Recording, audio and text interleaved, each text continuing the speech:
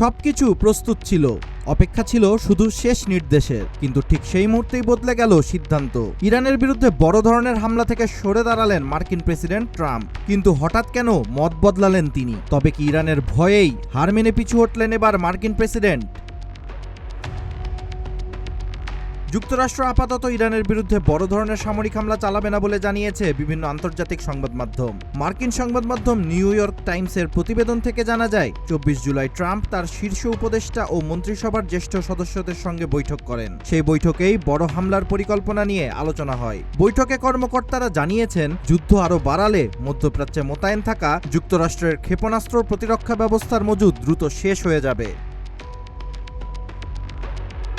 পাশাপাশি কর্মকর্তারা আরও জানিয়েছেন, বড় ধরনের হামলা হলে পুরো মধ্যপ্রাচ্যে সংঘাত ছড়িয়ে পড়তে পারে, জ্বালানি বাজারে নতুন সংকট তৈরি হতে পারে এবং যুক্তরাষ্ট্রের উপসাগরীয় মিত্ররাও ঝুঁকিতে পড়তে পারেন।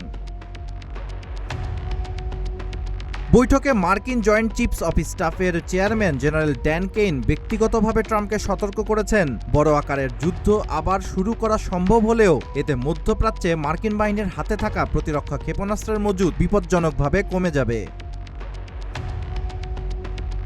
গত এপ্রিলে প্রকাশিত তথ্য অনুযায়ী যুক্তরাষ্ট্র ইতিমধ্যে 1200টির বেশি প্যাট্রিয়ট ইন্টারসেপ্টর ক্ষেপণাস্ত্র ব্যবহার করেছে। প্রতিটির দাম $40 লাখ বেশি। এসব ক্ষেপণাস্ত্রের মজুত এখন উদ্বেগজনকভাবে কমে গেছে বলে জানিয়েছেন মার্কিন কর্মকর্তারা।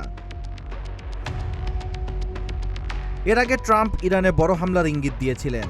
তিনি সাংবাদিকদের বলেছিলেন, যুক্তরাষ্ট্র পুরোপুরি প্রস্তুত। আবার 23 জুলাই সংবাদ মাধ্যম এক্সিওসকে দেওয়া সাক্ষাৎকারে তিনি বলেছিলেন, আগের চেয়ে বড় হামলার কথা বিবেচনা করছেন এবং সিদ্ধান্তের খুব কাছাকাছি পৌঁছে গেছেন।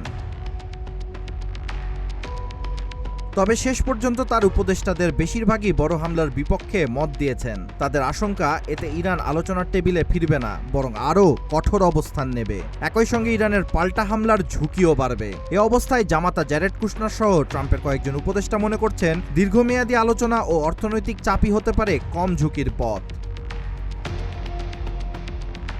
ট্রাম্প আপাতত বড় হামলা থেকে সরে এলেও মধ্যপ্রাচ্যের উত্তেজনা কমেনি।